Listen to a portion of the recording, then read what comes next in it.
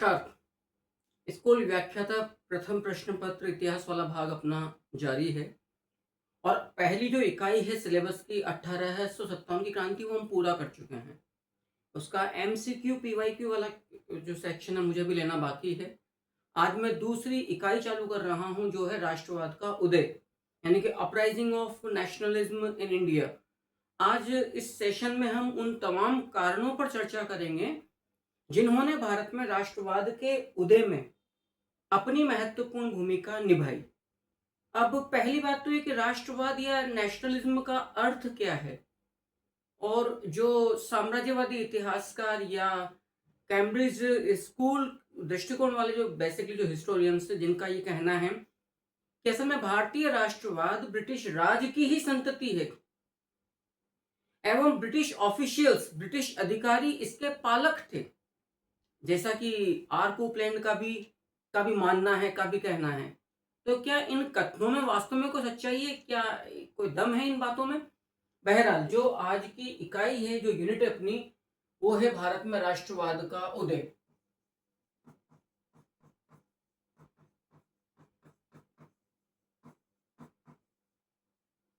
भारत में राष्ट्रवाद का उदय। मैंने पिछले अध्याय 1857 के गदर में कोशिश की थी एक नया दृष्टिकोण आपको देने का, पढ़ना भी और समझना भी, और उम्मीद करता हूं कि अब जो शेष इकाई है आधुनिक भारत का, जो फिलहाल पोर्शन अपना चल रहा है, उसमें आपको एक नया विजन आपको मिलेगा। अब देखो, जब हम 1857 की बात करते हैं, 1857 का गदर, तो राष्ट्रवाद के उदय तक यदि मैं चलूं तो क्या फर्क पड़ा 1857 के गदर से? सबसे बड़ी बात जो भारतीय जनमानस था, सबसे इंपॉर्टेंट बात यदि मैं इसकी बात करूं, भारतीय जनमानस पर अंग्रेजी अजेयता का भय समाप्त हो गया। अजेयता का भय, क्योंकि कई स्थानों पर जिस तरीके से ब्रिटिश अधिकारी मारे गए, कई स्थानों पर जिस प्रकार से मैं कहूंगा कि भारतीयों ने मिलकर ब्रिटिश फौजों को समाप्त किया, पराजित किया, उससे अब तक जो माई बाप की जो छवि बनी हुई थी कि धरती पर एकमात्र शक्तिशाली सत्ता जिसको कोई परास्त नहीं कर सकता वो ब्रिटिशर्स हैं, ये गलत सिद्ध हो गया। आपको मैं छोटा सा एग्जांपल दे रहा हूं और आप लोग समझोगे, आप दूर मत जाइए। यदि हम सिंपल राजस्थान की बात कर लें, हमें दूर जाने की जरूरत नहीं है। राजस्थान में पाली जिले में एक ठिकाना था, आउवा ठिकाना। क्लियर है? अब आउवा ठिकाना क्या जो ठिकानेदार था वो थे ठाकुर खुशहाल सिंह चंपावत। हम लोग पढ़ चुके हैं। अब आप नोटिस करिएगा कि यदि मैं 1857 के गदर से नेशनलिज्म तक राष्ट्रीयता के उदय तक अपनी बात को लेकर आऊं, तो राष्ट्रवाद के उदय का मतलब है कि राष्ट्र के प्रति एक निष्ठ भावना, और ये चेतना केवल राष्ट्र के प्रति प्रेम ही उत्पन्न नहीं करती, उस प्रेम को खंडित करने के लिए जो शक्तियां कार्यरत हैं उनका समूल नाश करना। यदि भारतीयों को या लोगों के समूह को कहीं ये लग जाता है कि एक वर्ग उनकी इस राष्ट्रीय चेतना, जिसको वो माता का दर्जा देते हैं, राष्ट्र माता, भारत माता का दर्जा कहते हैं, उसको पराधीनता की बेड़ियों में जकड़ दिया, उसके गौरव को, उसके स्वाभिमान को चोट पहुंचाई जा रही है, उसकी अखंडता को, उसके सॉवरेनिटी को, उसकी इंटेग्रिटी को यदि खंडित करने का प्रयास किया जा रहा है, तो वो जनमानस विरोधी की अजेयता को दरकिनार करते हुए उसके विरुद्ध सक्रिय एवं सशस्त्र संघर्ष से गुरेज नहीं करता है। भले ही आप इसे कह सकते हैं राष्ट्रीयता का नकारात्मक वो गांधीवादी विचारधारा, हालांकि मेरी बिल्कुल भी विश्वास नहीं है उस चीज में, तो भी उन्हें वो भी ये बात मानते हैं कि कहीं ना कहीं ये राष्ट्रीयता से ओतप्रोत भावना होती है।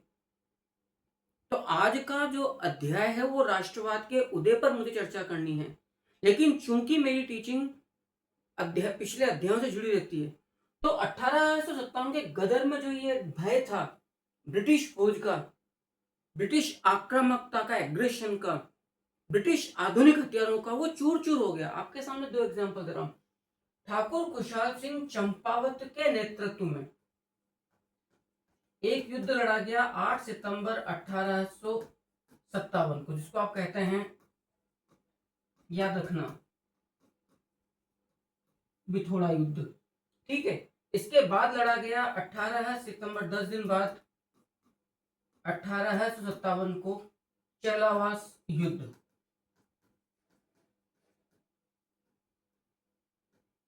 एक एग्जाम्पल, सारी बात आपके सामने निकलती चली जाएगी। अब आप देखिएगा, इन दोनों युद्धों में जोधपुर रियासत की सेना, जो कि ब्रिटिश भक्त थी, जोधपुर रियासत की सेना प्लस कंपनी की सेना, यानी कि दोनों संयुक्त सेनाओं का सामना हुआ आउवा ठिकाने की सेना के साथ। आउवा की बागी फौज, और दोनों ही युद्धों में इन बागियों ने यूरोपियन प्रशिक्षित सेना को धूल चटा दी। तो आप कह सकते हैं कि यद्यपि 57 की क्रांति असफल हुई, लेकिन जो ब्रिटिश शासन का भय भारतीय जनमानस को अभी तक जकड़ के रखा हुआ था, वो पूरी तौर पर खुल गया। वो पूरी तौर पर मतलब निराधार सिद्ध हुआ। अब भारतीय जनमानस पूरी तौर पर भयमुक्त हो गई।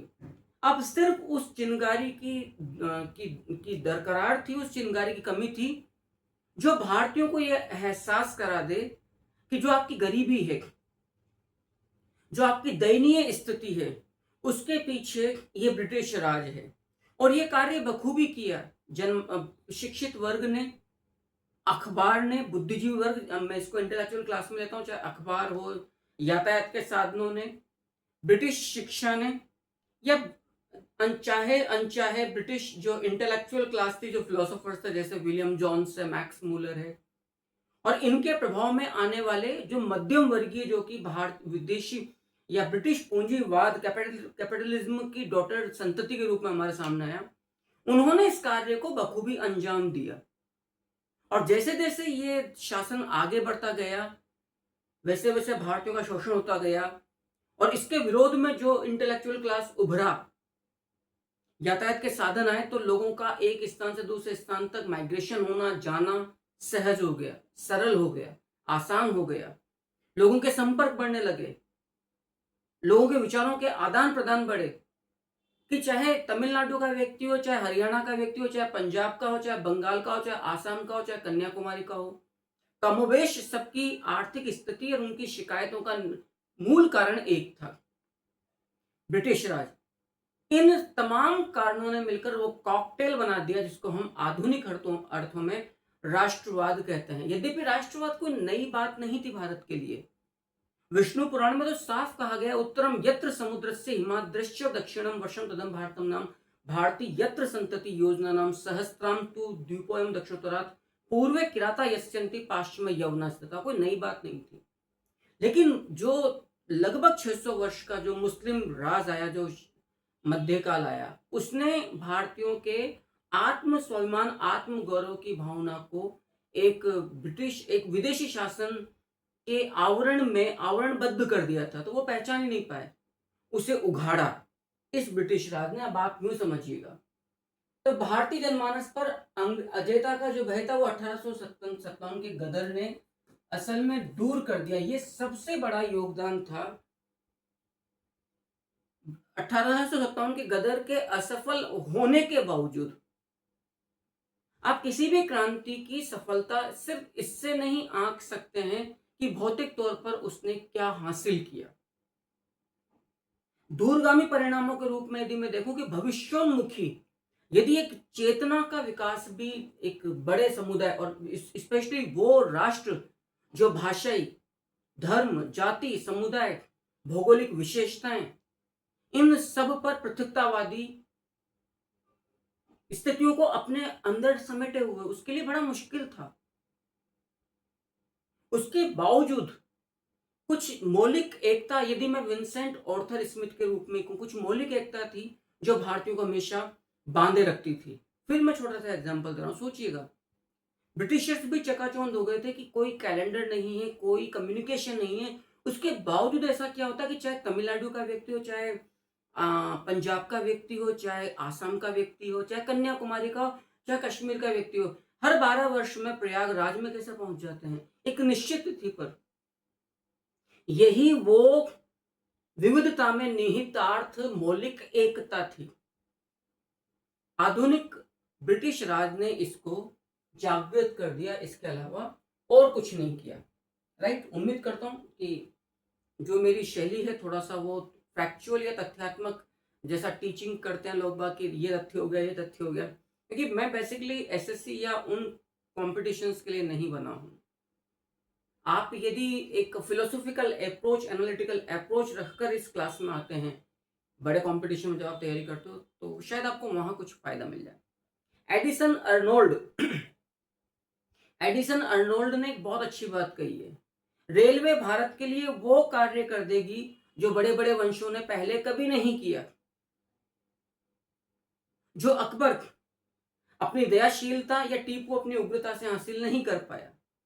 अब आपको मैं बताऊं, आप इस बात से समझना, आपको छोटी सी बात फिर मैं कह रहा हूं, 1857 की जो क्रांति की असफलता हुई,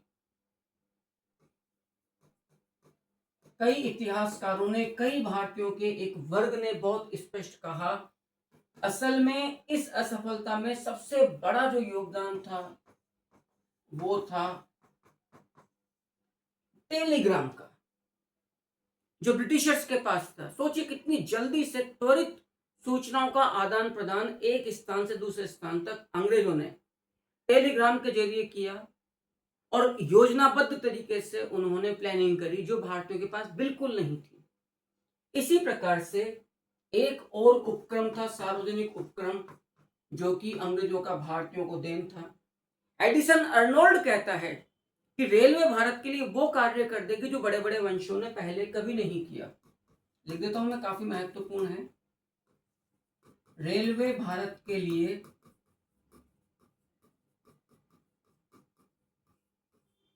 वो कार्य कर देगी जो बड़े बड़े वंशों ने पहले कभी नहीं किया।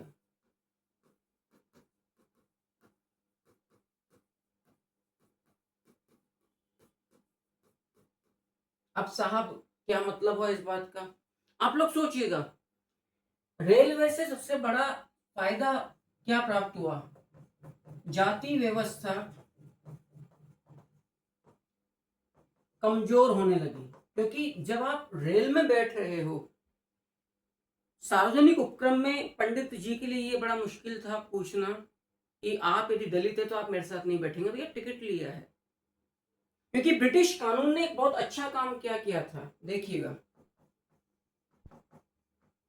ब्रिटिश कानून ने एक काम ये किया, भारतीय समाज के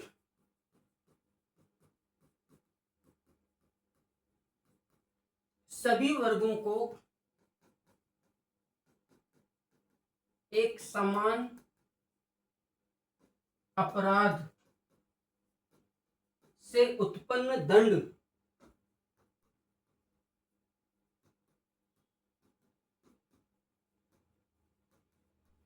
के अधीन लाकर खड़ा कर दिया। यदि चोरी ब्राह्मण ने करी या दलित ने करी, सजा एक मिलेगी।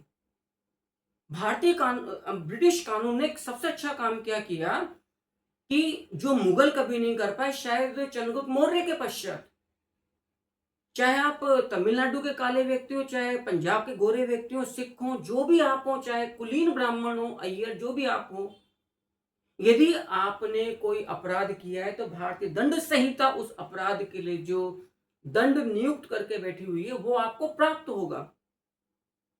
इस दंड के भय ने रेलवे का काम आसान कर दिया।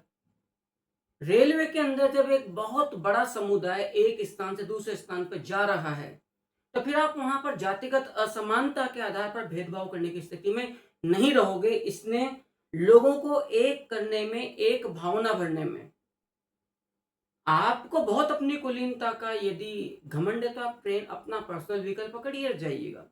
तो एडिसन अर्नोल्ड ने रेलवे के लिए सबसे बड़ी बात कही है। अब कहने को ये कह सकते हो आप इतना जोर क्यों दे रहे हो, मान लीजिए प्रश्न आ गया भारतीय राष्ट्रवाद के उदय में रेलवे पर सबसे अधिक जोर देने वाला इतिहासकार है, आपने नहीं पढ़ा, आप नहीं कर पाओगे, एडिसन अर्नोल्ड। अब कोपलैंड की एक कोटेशन है, भारतीय राष्ट्रवाद को कोपलैंड ने ब्रिटिश राज की ही संतति बतलाई और ब्रिटिश अधिकारियों को, ब्रिटिश हुकूमत को उसका पालक माना है, याद रखिएगा। दूसरी महत्वपूर्ण कथन मैं आपके सामने दे रहा हूं, कोटेशन, भारतीय राष्ट्रवाद को ब्रिटिश राज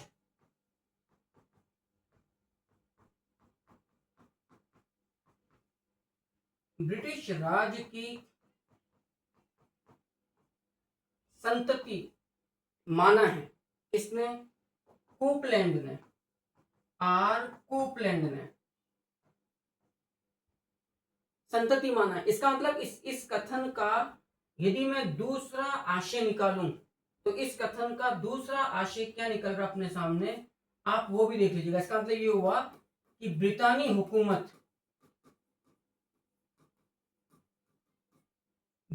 हुकूमत भारतीय राष्ट्रवाद की पोषक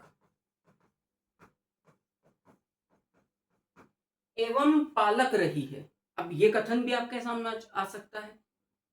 ये कथन किसने दिया है, ये कथन दिया है कोपलैंड ने कि जो भारतीय राष्ट्रवाद है वो असल में कुछ भी नहीं है, ये वास्तव में ब्रिटिश शासन की एक स्वाभाविक देन है। राष्ट्रवाद का अर्थ क्या होता है, राष्ट्र के प्रति निष्ठा, उसकी प्रगति और उसके प्रति सभी नियम आदर्शों को बनाए रखने का सिद्धांत, ये सकारात्मक पक्ष है। और नकारात्मक पक्ष क्या होगा कि हमारी निष्ठा को कोई तोड़ने का प्रयास करेगा तो फिर हम उसका उसी रूप में सक्रिय विरोध भी करेंगे। तो राष्ट्रवाद का मतलब क्या है, जरा पहले आप उसको समझ लीजिएगा, उसके आलोक में आपको भारतीय स्वतंत्रता संग्राम भी कुछ हद तक समझ में आ सकता है। यदि हम बात करें नेशनलिज्म की, तो राष्ट्रवाद का मतलब है साहब राष्ट्र के प्रति निष्ठा। अब ये तो क्या हो गया, इसका पॉजिटिव वे हो गया, सकारात्मक पक्ष हो गया। दूसरा नकारात्मक पक्ष क्या हो गया, निष्ठा के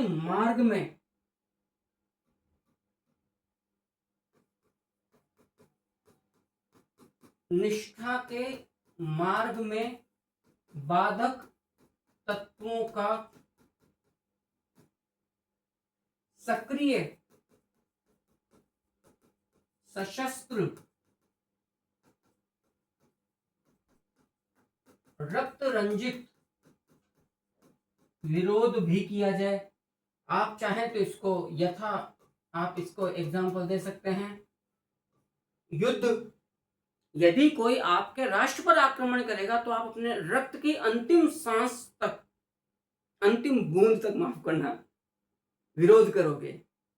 तो कुल मिलाकर बात यह हुई कि जैसे जैसे भारतीयों को 57 की क्रांति के पश्चात यह एहसास होने लगा या करा दिया गया कि तुम्हारी गुर्बत, तुम्हारी गरीबी, तुम्हारे शोषण, तुम्हारी दयनीय स्थिति के मूल में ये गोरी चमड़ी है, तो फिर वो कुछ वर्ग तो गांधीवादी अहिंसा जो भी वो मार्ग था उसकी तरफ चले गए और कुछ लोग बाकी आप जानते हैं।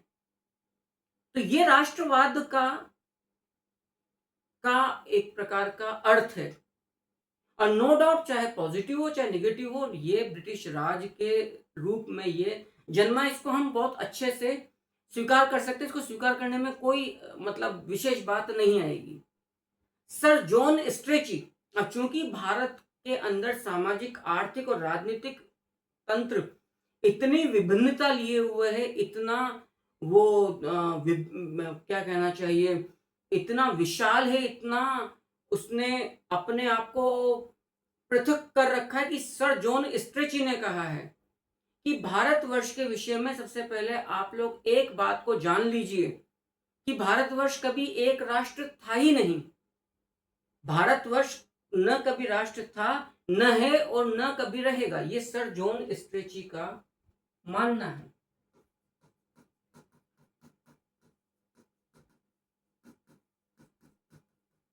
असल में इन ब्रिटिशर्स की जो ये धारणा थी कि भारतवर्ष कभी एक राष्ट्र न था, न है और न रहेगा, ये सिर्फ एक भौगोलिक, राजनीतिक, सामाजिक और धार्मिक क्या कहना चाहिए, एक इकाई भर है। इसने ये गहरे विश्वास जमा दिया ब्रिटिशर्स को कि व्हाइट मैन बर्डन, हम श्वेत व्यक्तियों के बोझ के तहत ईसा मसीह से एक आदेश लेकर इस राष्ट्र में आए हैं, जिसके तहत हमें इन्हें एक करना है, सिविलाइज्ड करना है। आप समझना है इस बात को। सर जॉन शिले ने भी ये कहा है कि भारतवर्ष एक राजनीतिक नाम नहीं है, मात्र एक भौगोलिक नाम है। सर जॉन स्ट्रेची एवं सर जॉन शिले, इनका ये कहना है कि भारतवर्ष एक भौगोलिक नाम मात्र है, नाम मात्र है। वो राजनीतिक इकाई, वो एकीकृत राजनीतिक इकाई नहीं है।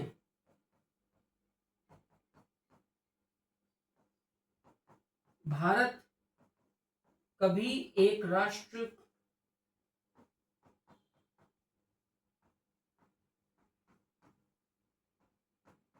नहीं था। अच्छा, इनका दोष नहीं है, इनकी बुद्धि का लेवल ही इतना सा है कि भाषाएं अलग अलग हैं, खान पान, रहन सहन, जीवन पद्धति अलग अलग है।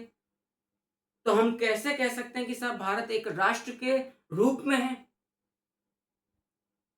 तो जितना मैंने अब तक कहा, आप स्पष्ट तौर पर समझ सकते हैं कि भारत में राष्ट्रवाद का उदय और विकास उन परिस्थितियों में हुआ जो राष्ट्रवाद के मार्ग में सहायता प्रदान करने के स्थान पर बाधाएं पैदा करते थे। अब आप सोचिएगा, यदि जो लाइन मैंने कही मैं लिख देता हूं, यदि ये कथन कारण के रूप में आ गया, आप लोगों के लिए बड़ा मुश्किल हो पाएगा कर पाना। जिस तरीके से आजकल एग्जाम्स में philosophical based, socio economical philosophy based जो क्वेश्चंस आ रहे हैं,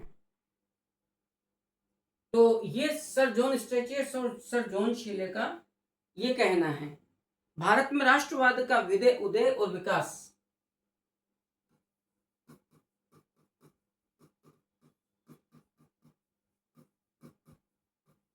भारत में राष्ट्रवाद का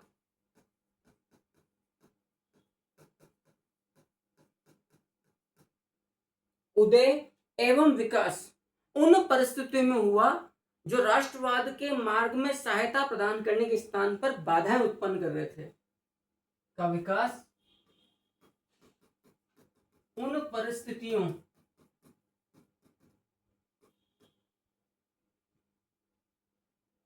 के स्वाभाविक परिणाम के रूप में हुआ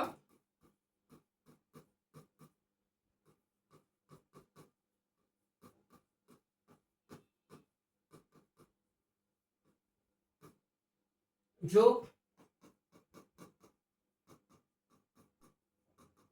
भारत में राष्ट्रवाद के प्रति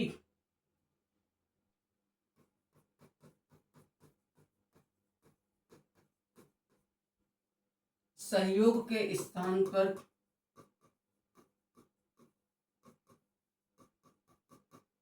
बाधाएं खड़ी कर रहे थे। अब मान लो ये तथ्य परीक्षा में आ गया, कैसे करोगे आप लोग? देखो, मैं इस बात को एक बहुत विस्तार से समझाऊं। सहयोग का मतलब है कि अंग्रेजों ने भारतीय कल्याण के लिए योजनाएं बनाए। अंग्रेजों ने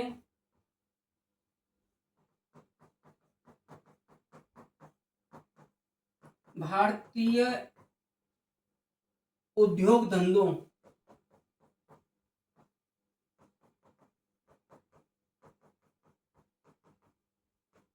को प्रोत्साहित किया। अंग्रेजों ने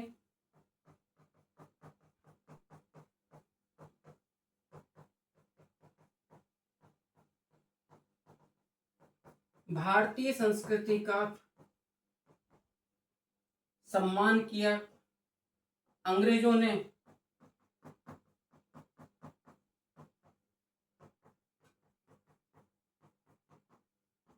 भारतीयों की भौतिक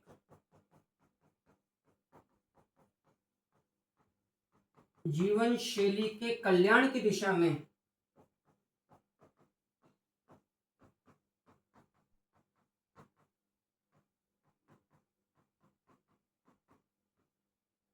कार्य किया। भौतिक जीवन शैली के कल्याण की दिशा में कार्य किया। और यदि मैं कहूं, मेरे दिमाग से बात निकल गई, अंग्रेजों ने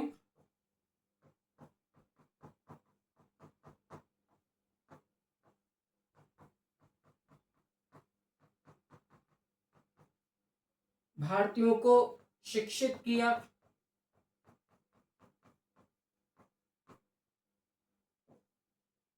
अंग्रेजों ने भारतीयों को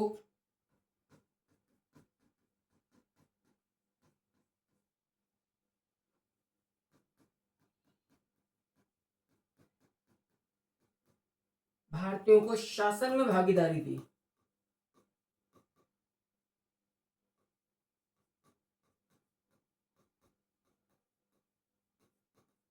अब आप यहां समझना, इनमें से कोई भी कार्य सकारात्मक दृष्टिकोण से अंग्रेजों ने नहीं किए। याद रखना इस बात को। देखो, भारतीय कल्याण की तो बात ही छोड़ दीजिए, वो तो निजी हित के लिए कार्य कर रहे थे। निजी व्यापारिक हितों के लिए अंग्रेजों के कार्य थे, इसीलिए जितना शोषण कर सकते थे भारतीयों का उतना किया। एक बात, अंग्रेजों ने भारतीय उद्योग धंधों को प्रोत्साहित किया? बिल्कुल नहीं। विऔद्योगिकरण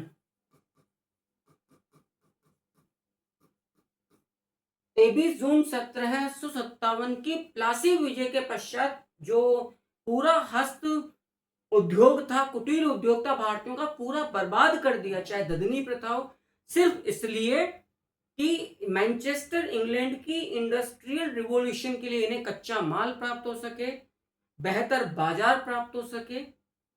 इसके लिए आप लोगों ने एक्सपोर्ट ड्यूटीज बहुत लगाई, जो भारतीय उत्पादित माल विदेशों में जाकर बिकेगा, और जो ब्रिटेन से जो माल भारत में आकर बिकेगा उस पर इंपोर्ट ड्यूटी बिल्कुल हटा दी, तो वो माल सस्ता हो गया। तो बिल्कुल डी इंडस्ट्रियलाइजेशन या विऔद्योगिकरण को प्रोत्साहित किया। उद्योग धंधों को तो प्रोत्साहित करने का सवाल ही पैदा नहीं होता था। भारतीय संस्कृति का सम्मान किया। इनकी नजर में तो इंडियंस एंड डॉग्स इक्वल थे। भारतीय संस्कृति धर्म का तो इन्होंने जितना अपमान कर सकते थे किया। इवन ईसाईकरण को, क्रिश्चियनिटी को, धर्मांतरण को, कन्वर्जन को जितना प्रोत्साहन देना था दिया। ये भी नहीं था। कहीं ना कहीं भारतीय जनमानस को लग रहा था ना इनकी नीतियों से कि ये लोग भारत में आए हैं भारतीय धर्म संस्कृति का नाश करने। जब आप जानते हो कि गाय मां के समान है, हिंदुओं के लिए सुअर हराम है, मुसलमानों के लिए, आपने जानबूझकर एनफील्ड जो राइफल थी उसमें गाय और सुअर की चर्बी वाले कारतूसों का प्रयोग क्यों डाला? अब इस बात को कोई समझा सकता है क्या? इसका मतलब उनके जहन में था। आपने दक्षिण भारत के स्कूलों में बाइबल को पढ़ना अनिवार्य किया, तो इसका मतलब भारतीयों को यह स्पष्ट हो गया कि ये हमारे कल्चरली फ्रेंड्स नहीं है, ये हमारी कल्चर को डिमोलिश करने के लिए यहां पर आए हैं। अंग्रेजों ने भारतीयों की भौगोलिक जीवन शैली की कल्याण या उन्नति की दिशा में कार्य किया? कभी नहीं। यदि उन्होंने रेल का विकास किया तो रेल का विकास सिर्फ इसलिए था, दो कारणों से था रेल का विकास। आप समझिएगा, आपको मैं देखो, यही चीजें हैं जहां पर धीरे धीरे आपको भी समझ में आ जाएगा कि टीचर का लेवल या डेप्थ क्या होना चाहिए जब आप एक अच्छे कंपटीशन की तरफ आगे बढ़ते हैं। रेलवे का जो डेवलपमेंट हुआ है डलहौजी के काल से, उसकी वजह सिर्फ दो कारण थे। एक तो ब्रिटिश फौजों का एक स्थान से दूसरे स्थान तक रैपिड मूवमेंट हो सके, तेज गति से मूवमेंट हो सके, जैसे विद्रोह के टाइम पर तेज गति से जा सके, विद्रोह को दबाया जा सके। तो रेलवे का विकास अधिकांश उन स्थानों पर हुआ जहां ब्रिटिश राज बहुत मजबूत था। इसलिए नहीं कि वो ट्रांसपोर्टेशन के लिए कार्य करना था, वो तो मजबूरी में एक चीज हो गई कि भाई आप जब रेलवे का इतना इन्वेस्ट कर रहे हो तो फिर किराया भी तो, मतलब उसका इन्वेस्टमेंट भी तो निकालोगे, तो वो तो आर्मी तो देगी नहीं। तो जनरल पब्लिक को इसलिए फिर ट्रांसपोर्टेशन का दिया ताकि किराया वसूल सके उनसे। तो एक तो ब्रिटिश फौजों का रैपिड मूवमेंट हो सके विद्रोह के टाइम पर। दूसरी बात, कच्चा माल जहां अत्यधिक था वहां पे रेलवे का अधिक विकास किया ताकि कच्चा माल जो औद्योगिक केंद्र थे इंग्लैंड के, जैसे मैनचेस्टर, वहां तक निर्बाध तरीके से आसानी से पहुंचाया जा सके। ये था रेलवे का विकास करना, ना कि ट्रांसपोर्टेशन फैसिलिटी को प्रोवाइड करना भारतीयों को। क्लियर है? उम्मीद करता हूं ये बात आपको समझ में आ चुकी है। आप अगले कारण की तरफ आइएगा। अंग्रेजों ने भारतीयों को शिक्षित किया? ना, बिल्कुल नहीं। यदि अंग्रेजों ने भारतीयों को शिक्षित किया तो उसके पीछे की वजह ये थी कि ये भारतीयों के, क्योंकि यदि आप जितने जितने कर्मचारी इंग्लैंड से लेकर आते भारी पड़ते शुरुआती दौर में ईस्ट इंडिया कंपनी ईआईसी के लिए, तो वो लोग चाहते थे कि यहीं पर एक लॉयल क्लास तैयार हो, एक भारतीयों का एक अंग्रेज समर्थक वर्ग तैयार हो, भक्त ब्रिटिश भक्त वर्ग तैयार हो, जो चाहे रंग में भारतीय हो लेकिन जहनियत और मानसिकता से वो ब्रितानी हो, उनका खान पान रहन सहन उनकी भाषा ब्रितानी हो। इसलिए जानबूझकर भारतीयों को शिक्षित अंग्रेजी शिक्षित वर्ग में शिक्षित किया। अब ये अलग बात है कि 20-30% लोग तो ऐसे निकल जाएंगे जिनको ये लगेगा वाह, तुमसे अधिक ज्ञान तो हमारे कौटिल्य ने दिया, तुम क्या अंग्रेजी में हमें जेम्स पढ़ा रहे हो, मिल पढ़ा रहे हो, बैंथम पढ़ा रहे हो, हमारे पास इतना नॉलेज है, तुम्हारी क्या कल्चर है, you don't know about the soul and the almighty God, आपको कुछ पता है? तो 20-30% भारतीय वो लोग थे जो अपनी संस्कृति से, अपने कल्चरल रूट्स के साथ इंटैक्ट थे। उनको धीरे धीरे ये एहसास हो गया कि ये खोखले हैं, और फिर उन्होंने उस नॉलेज को स्प्रेड किया दो रूप में।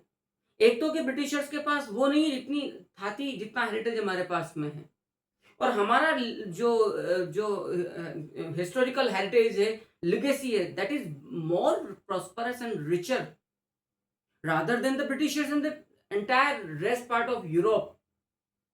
हम कम नहीं है लाला, ये भाव भरा इन शिक्षित पढ़े लिखे अंग्रेजी पढ़े लिखे भारतीयों ने, और जो गुलाम बन गए मानसिक तौर पे वो तो काले अंग्रेज आज भी चले आ रहे हैं, जो आज भी भारत के बाहर के लोगों को वोट डालने के लिए यहाँ पे लेकर आते माई बाप मानते हैं, उनका तो कोई कुछ कर नहीं सकता। इस प्रकार से शिक्षित करना मजबूरी थी, जैसे वॉरेन हेस्टिंग्स ने कलकत्ता मदरसे की स्थापना करी ताकि ब्रिटिश शासन जो इंफ्रास्ट्रक्चर था ब्रिटेन का, ब्रिटिशर्स का, उसको वो हाईली कैपेबल जो भारतीय थे उनके द्वारा वो चला सकें, ये वजह थी। अब जैसे विंसेंट ऑर्थर, चलो उस पर बाद में बात करूंगा। अंग्रेजों ने भारतीयों को शासन में भागीदारी दी? बिल्कुल नहीं। जो भागीदारी दी गई वो बहुत मजबूरी में थी। जब इस तरह की खबरें आ गई कि 57 की क्रांति, उन जैसे बार्टल फेयर की टिप्पणी थी, का कमेंट था, बेंजामिन डिज़रेली का कमेंट था कि राष्ट्रीय क्रांतियां चर्बी वाले कारतूसों से नहीं होती है। भाई आप पूरी तौर पर कटे रहे भारतीय जनमानस से, आपने उनको साथ नहीं लिया, उनके देश पर आप राज कर रहे हो, उनके पैसों पर आप अय्याशी कर रहे हो, उनका शोषण कर रहे हो, उनकी लिगेसी, उनकी हिस्टोरिकल कल्चरल लिगेसी आपसे बहुत मजबूत है, फिर भी आप उनको दबाए जा रहे हो। भाई किसी दिन तो विस्फोट होगा, हुआ। तो इन्होंने शासन में जो पार्टिसिपेशन दिया गया भारतीयों को बहुत मजबूरी में था और बहुत तरसा तरसा के दिया गया। लेकिन जो प्यासा होता है रेगिस्तान में, उसको तो एक बूंद ही सागर जैसा महसूस होता है, उसका भारतीयों ने भरपूर फायदा उठाया। इसीलिए विंसेंट ऑर्थर स्मिथ ने कहा है कि वास्तव में भारतवर्ष की एकता उसकी विभिन्नता में ही नहीं थे। ये विंसेंट ऑर्थर स्मिथ की कोटेशन है, वी स्मिथ की। वास्तव में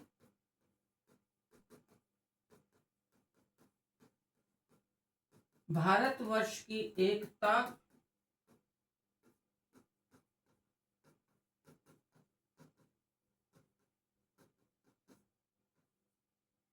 उसकी विभिन्नता में, याद रखना,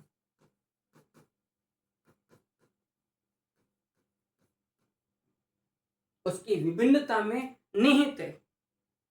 तब आप आइडिया लगा सकते हैं कि विंसेंट ऑर्थर स्मिथ का दृष्टिकोण, नजरिया क्या रहा होगा भारतीयों के प्रति, इस राष्ट्र के प्रति।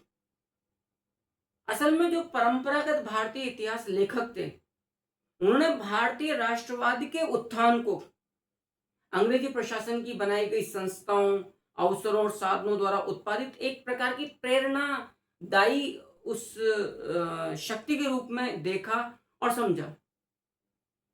उन्होंने कहा कि असल में ये ब्रिटिश अनुक्रिया का ही परिणाम था। अब आप एक बात समझना कि ब्रिटिश प्रशासन की एक नीति थी,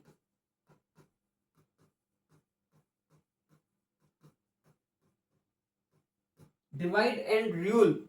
आप आज की क्लास, यदि मैं बहुत लंबी क्लास नहीं लूंगा कि पहला पार्ट है, इंट्रोडक्टरी पार्ट है, तो मेरे लिए क्लास को स्टार्ट करना थोड़ा सा मुश्किल इसलिए होता है कि मैं पूरा कलेवर, एक पूरी पिक्चर आपके सामने क्रिएट करने का प्रयास करता हूं, ताकि शेष एपिसोड्स में आप फ्लो, मतलब एक फ्लो में चल सकें। आप आइडिया लगाइएगा, डिवाइड एंड रूल जो पॉलिसी थी ब्रिटिश प्रशासन की, मूल नीति काफी इंपल्सिव कैटलिस्ट फैक्टर के रूप में कार्य करने वाली नीति। पहली बार इसको एक नीति के रूप में जिस व्यक्ति ने प्रयोग में लिया वो लॉर्ड कर्जन था। 16 अक्टूबर 1905 को जब बंगाल पार्टीशन किया, it was basically it was Latin word, Latin derivation है ये, लैटिन भाषा के एक शब्द डिवाइड एट इम्पेरा से उत्पन्न शब्द है, जिसका मतलब होता है फूट डालो राज करो। क्योंकि अंग्रेजों को जब ये लग गया कि भारत में भाषाई आधार पर, क्षेत्रीय आधार पर, रंग के आधार पर, रहन सहन के आधार पर, खान पान के आधार पर भौगोलिक पृथकताएं हैं, विशिष्ट पृथकताएं हैं, एक विशिष्ट क्षेत्र दूसरे विशिष्ट क्षेत्र से नहीं मिलता है, लोगों के रंग नहीं मिलते हैं, भाषाएं नहीं मिलती हैं। अतः उन लोगों ने हर अवसर पर एक क्षेत्र के लोगों को दूसरे क्षेत्र के लोगों के को भड़काया, भाषा के नाम पर, खान पान के नाम पर, जाति के नाम पर, धर्म के नाम पर। तो बड़ा आसान था उनकी भाषाई, धार्मिक, जीवन शैली की चेतना को भड़काकर उनको यह एहसास कराना कि you are very special rather than other classes in Indian society. और हम लोग एक सामूहिक चेतना के अभाव में, क्योंकि जो हमारे जो राष्ट्रवादी नेता तो उस जमाने में थे नहीं, तो कोई उसका प्रतिरोध कर नहीं पाया। आई थिंक समझ में आ रही बात आप लोगों को। इसलिए बड़ा आसान था ब्रिटिशर्स के लिए, फूट डालो राज करो। जो सर जॉन स्ट्रेची ने कहा कि भारतवर्ष एक राष्ट्र नहीं था, सिर्फ एक भौगोलिक नाम है। और जैसे जैसे भारतीयों में शिक्षा का प्रसार होता चला गया, जिस भी वजह से वो जितना अपने राष्ट्र को समझते गए, यूरोप को समझते गए, उन्हें यूरोप उतना ही खोखला लगने लगा। जैसे बाल गंगाधर तिलक है, लाला लाजपत राय, अरविंदो घोष है, विवेकानंद है, स्वामी दयानंद सरस्वती है, राजा राम मोहन राय है, सुरेंद्र, कितने नाम में, इवन दादा भाई नौरोजी जैसे जो वेस्टर्न विजन में अपने आप को काफी ज्यादा नजदीक पाते थे रादर देन इंडियंस। इस सेशन में, इस एपिसोड में मैं इतना ही रखूंगा। मैं उम्मीद करता हूं कि जो मैंने एक इंट्रोडक्टरी पार्ट आपके सामने दिया है, भारतीय राष्ट्रवाद क्या है, किस प्रकार से इसका जन्म हुआ और क्या इसके उदय में अंग्रेजों का योगदान था नहीं था, ये सेकंड यूनिट है स्कूल आरपीएससी स्कूल व्याख्याता के प्रथम प्रश्न पत्र के सिलेबस की। कमेंट करके अवश्य बताइएगा कि ये प्रयास कैसा रहा। नेक्स्ट सेशन में मैं क्लास को बिल्कुल फ्लो में, आज भी मैं तो खैर फ्लो में था, जो मेरी नेचर है, लेकिन आज मैं थोड़ा सा दार्शनिक अंदाज में ज़्यादा इस अध्याय को लेकर आया, बजाय एक जो फैक्चुअल जो आपकी नीड रिक्वायरमेंट होती है। मैं जानता हूँ बीइंग ए स्टूडेंट्स की आप बस हमें कट टू कट टक टक टक, लेकिन मैं वो खोखली टीचिंग होती है, आधी अधूरी टीचिंग होती है वो। उसमें आपको लगता है कि सिलेबस पूरा हो गया, लेकिन गेन कितना किया, वो एक आउटपुट पूरा वेटेज वाला आउटपुट नहीं निकल पाता है। बहरहाल इंतजार कीजिए नेक्स्ट सेशन का, और जल्दी मैं जो चैप्टर पूरा कर चुका हूँ 1857 क्रांति, उसका एमसीक्यू पीवाईक्यू वाला एक सेशन लेकर सामने आ रहा हूँ। तब तक के लिए नमस्कार।